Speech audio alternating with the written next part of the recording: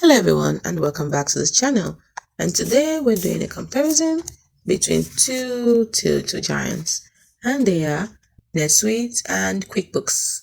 Want to see which of these giants wins your business? Your business is booming, but your accounting software is holding you back. Now you're wondering, should you choose the legendary QuickBooks or the enterprise powerhouse called Netsuite? This isn't just a comparison, it's a showdown for your company's future. So let's settle this. Let's start with the player. QuickBooks Online is the agile champion, while NetSuite is the enterprise gladiator. Let's look at who and what they're best for. QuickBooks Online is best for small and medium businesses, startups, and freelancers, while NetSuite is best for large and scaling enterprises. Now look at their deployment.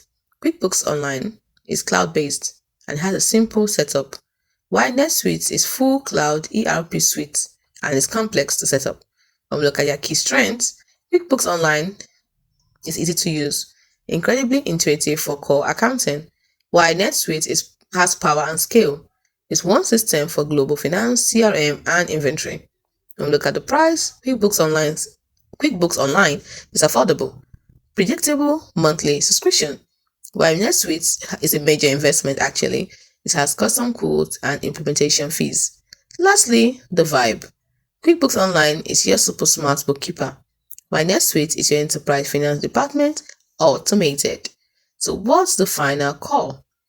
While QuickBooks is the undisputed king for small to medium businesses, it is user-friendly, affordable, and gets the job done without the fuss. But what about NetSuite? NetSuite is not just an accounting software, it is a full cloud ERP system.